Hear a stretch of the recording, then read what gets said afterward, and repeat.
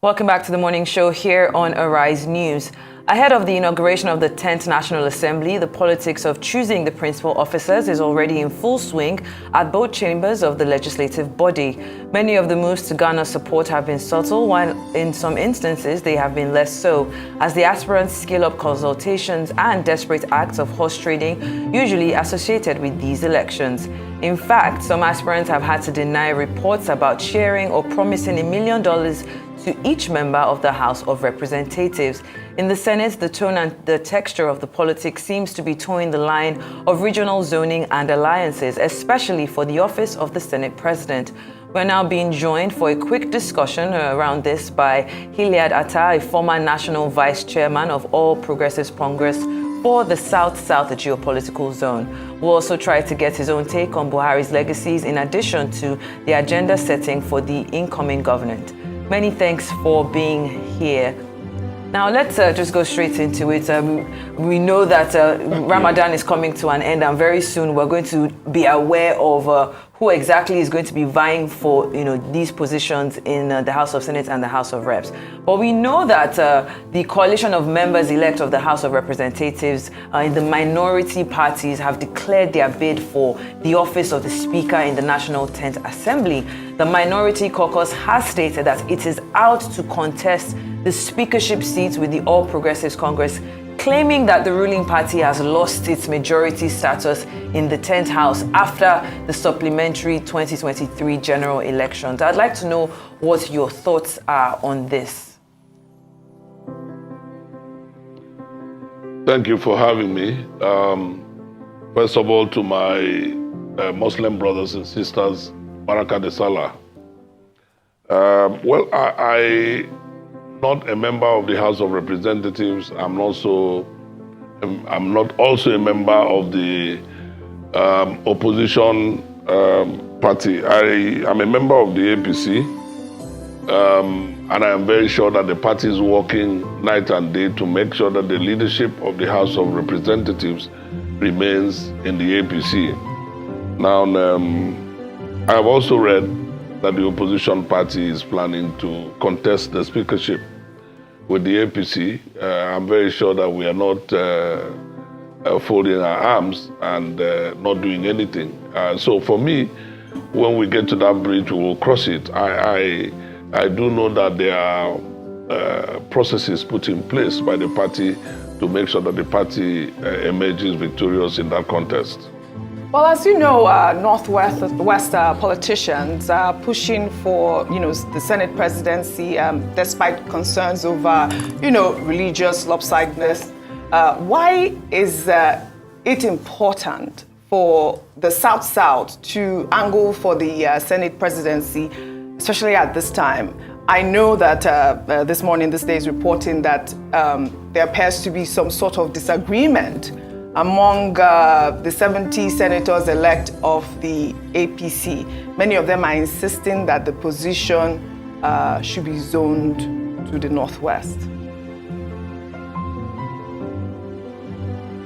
Well, let me lay a background to the demand of the South-South for the position of this Senate presidency. You do know that at our last convention, that produced the national executive of the party, we adopted a principle whereby all positions that were held by the Northerners or by the North was brought to the South, and all positions held by Southerners and by the South was taken to the North. So we are, and you also are aware of the fantastic and patriotic role that the governors of the North, of the APC, played in insisting that the presidency should come to the South, having spent 8 years in the North. So we proceed from that premise that the positions that were held in government the past 8 years in the North is to come to the South. The same thing for the ones that were held in the South to go to the North. And having said so, when you come back to the southern part of Nigeria, the president-elect is from the southwest. So it leaves the south and the southeast with the possibility of the presidency of the Senate. Now, one of the challenges that we have in our party is the challenge of the reward system. And so many of our party members have always cried out that the party does not reward loyalty and hard work. And one of the reasons that most party members sided Asiwaju Bola Ahmed Tinubu in the last presidential convention was because they believe he is a man who rewards hard work and rewards loyalty. Now, if that is the case, we will now then juxtapose the contributions of the Southeast and the South-South to the APC as a party. If you take the presidential elections that was just conducted on the 25th of February, you will find that the South-South massively supported the APC. And there must be a reward for that hard work. There must be a reward for that loyalty to the party. In asking for this, we are not saying that the Southeast is not part of Nigeria, but we're just saying that in the APC, that the South-South has contributed enormously to the production of the president-elect as of today, who by the special grace of God will be the president of Nigeria on the 29th of May, and should therefore be compensated commensurately. Let us look at the results of the elections. The entirety of the South-South gave Asiwaju Bola Ahmed Tinubu 127,000 votes, whereas the South-South came only 1,000 short of 800,000 votes. Now, that has to be rewarded.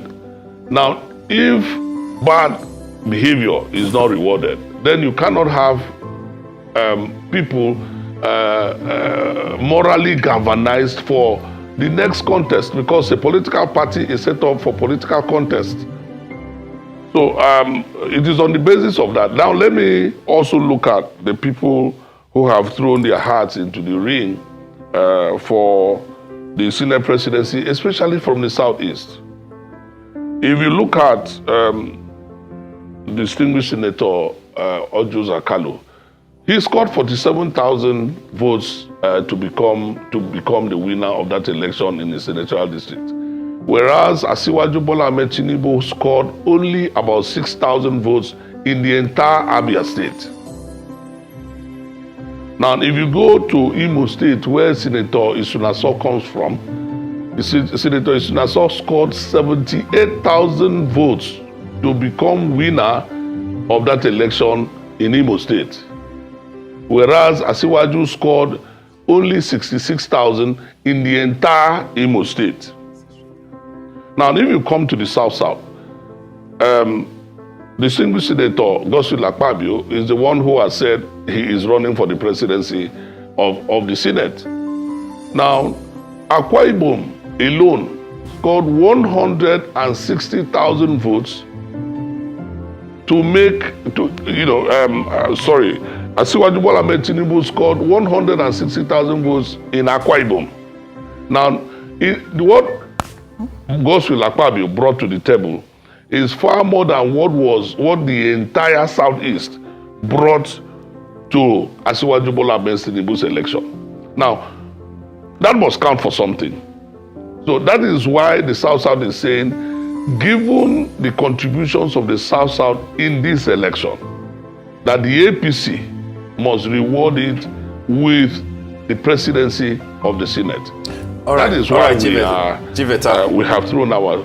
Yes. Okay, that's fine, but a lot of people will wonder why you are reducing contributions to the number of votes and arithmetics of voting.